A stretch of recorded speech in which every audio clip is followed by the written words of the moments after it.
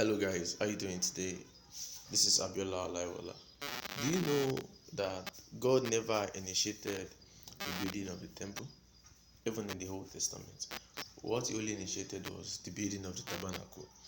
And the reason is because he wants to live with man. And the Bible recorded that God told them to put this tabernacle in the center of the tribe of Israel in the wilderness. We have three tribes to the east, three tribes to the west, three tribes to the north, and three tribes to the south, making the tabernacle, the presence of God being in the center. And it is called Emmanuel, God with us.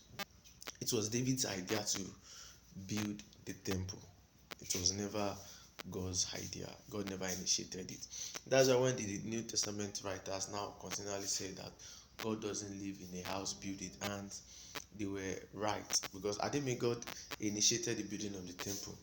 Hence, God will be confounded to a building built with house. Why am I saying this today? Is because you are doing the wrong thing with the let me see, you are doing the wrong thing with the right motive. People lay emphasis on church buildings, people lay emphasis on all those things. And church building is just for us to fellowship together as brethren. And you doing much to build a church. Even the Bible never recorded that you'll be rewarded for building a church. The Bible never says that, but the Bible recorded that you'll be rewarded for you helping the less privileged, for you feeding them, for you clothing them, for you doing all sorts of things. You have to think about it. When Jesus Christ came into the scene, he did not build a temple. Am I communicating? He never thought of building a temple. In other words, he left a movement. So, and people tend to believe when they have crowds, when they are overpopulated, that means their ministry is growing. That's not the yardstick for growth. The yardstick for growth in ministry is when you are rightfully dividing the word of truth.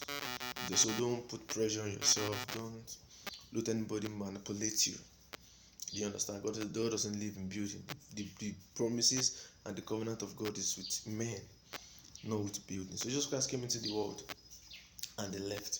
The reason why we have churches today is because when Apostle Paul went to the Gentiles nation to convert them, they were doing a cell meeting, like an house fellowship. So living from one place to another, he left them with the house fellowship, and those just bring about the church. You have to think about it.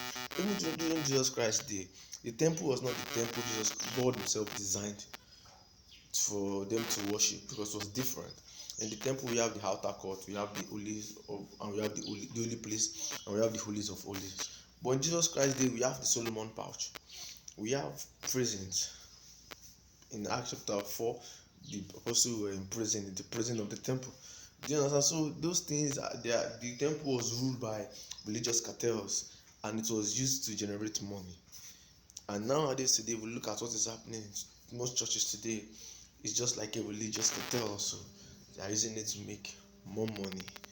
So I'm not saying you shouldn't go to church. I'm just telling you to open your eyes and be wise, because Jesus Christ Himself never. There's nothing like a church. Even when Jesus Christ came to redeem what man lost. And when God created man, put man in the garden of Eden, He gave man His presence. We love His presence and He restored back His presence. There's no building attached to it. I hope this helps somebody. Thank you and stay blessed. Use your brain.